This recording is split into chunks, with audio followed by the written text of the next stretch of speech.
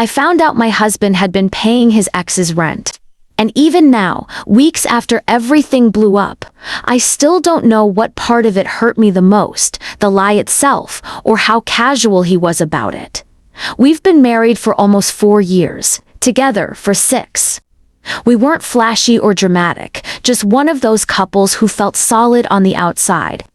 We had a shared apartment, a dog, a joint routine. Sundays were for groceries and lazy breakfast. He'd do the dishes without me asking. I thought we were a team. I genuinely believed we were building a life together. I never thought to question where the money went. We both worked, we both paid bills. He made a bit more than I did, so sometimes he covered the extra stuff.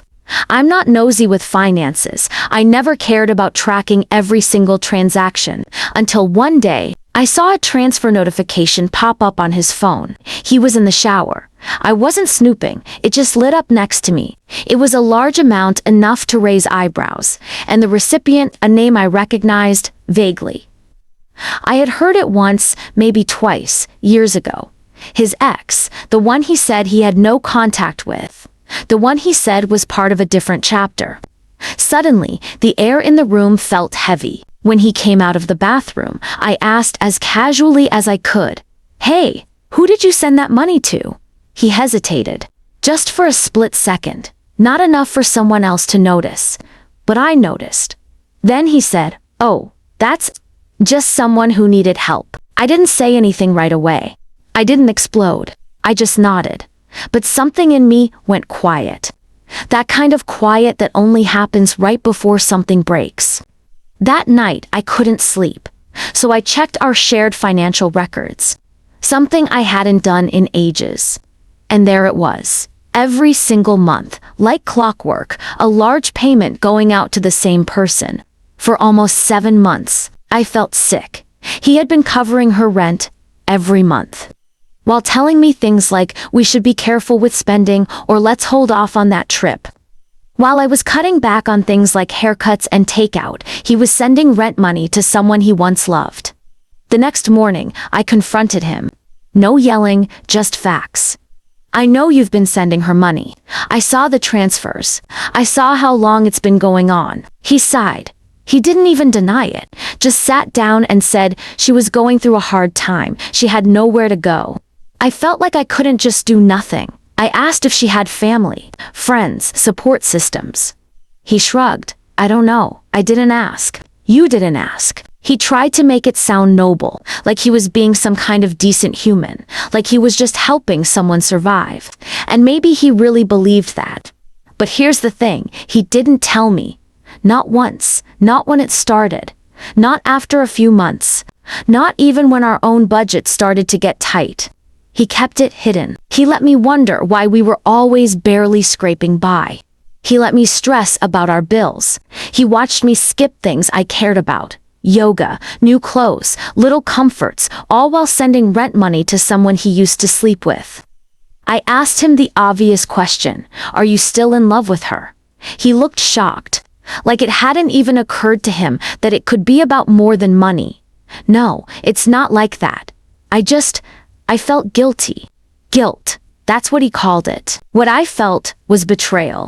Not because he physically cheated, I still don't know if he did, and at this point, I honestly don't care, but because when it came down to it, he made a choice. Month after month, he chose her comfort over our transparency, her rent over our partnership, her problems over mine. He kept saying, "I didn't want to upset you," as if not knowing was better, as if lying to my face and quietly shifting our finances behind my back was somehow less upsetting. It wasn't just about the money. I need to be clear on that. It was about what the money represented, a secret priority, a hidden loyalty, a life I didn't know he was still emotionally invested in. I left 2 weeks later, not in a dramatic, storm out the door way. I packed slowly. I took the dog. I moved into a friend's spare room, and I haven't looked back. He texts sometimes. Little check-ins. Says he misses me. Says he just made a mistake. But it wasn't a mistake. It was a series of choices. He chose her. Quietly, month by month, he chose her. And now, I'm finally choosing myself. The first few nights after I left, I barely slept. It wasn't just the shock, it was the noise in my head, every conversation we'd ever had, every smile that now felt suspicious. Every moment I wondered if he was texting her while sitting next to me. I replayed everything. It's like your brain tries to find the exact moment the lie slipped in, like if you could just pinpoint it, maybe it would hurt less. But I couldn't. I thought about the time he came home with cheap wine and said he felt guilty for not taking me out more often. I thought about the night we fought over me buying new shoes, not expensive ones, just normal, worn everyday kind of shoes. He'd said we needed to tighten our belts until things were more stable, all while sending someone else rent money. That contrast made me feel so stupid, like I'd been in a play where everyone had a script except me. People kept asking why I didn't scream, or throw his things out the window, or go full soap opera. I think it's because the betrayal was so complete that I felt hollow. There was no rage left, just this kind of heavy silence. A dull throb in the center of my chest that didn't go away for weeks.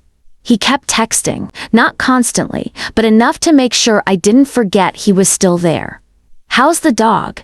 Did you eat today? Can we talk soon?" I ignored most of them.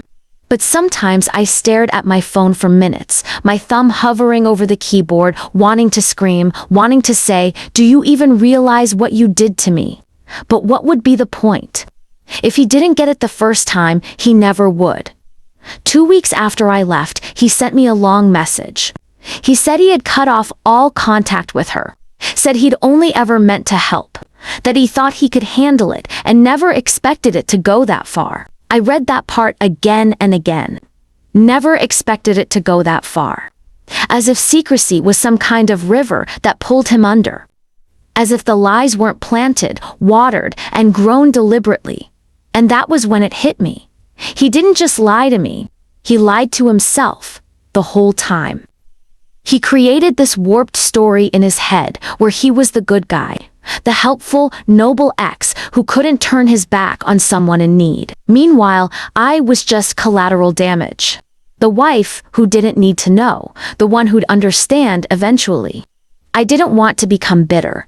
I really tried not to, but bitterness creeps in when trust dies. It fills all the empty corners. I started therapy. That felt like admitting something had broken. And it had not just my marriage, but something deeper. My ability to feel safe with someone. My willingness to believe the words "I've got your back" without double-checking the fine print. The therapist asked me, gently, why I thought I hadn't left sooner, and I told her the truth. Because I loved the version of him that I thought was real, and I didn't want to believe he could betray me like that. But that version, he never actually existed. I just filled in the blanks with hope. 3 months passed. I found a new apartment.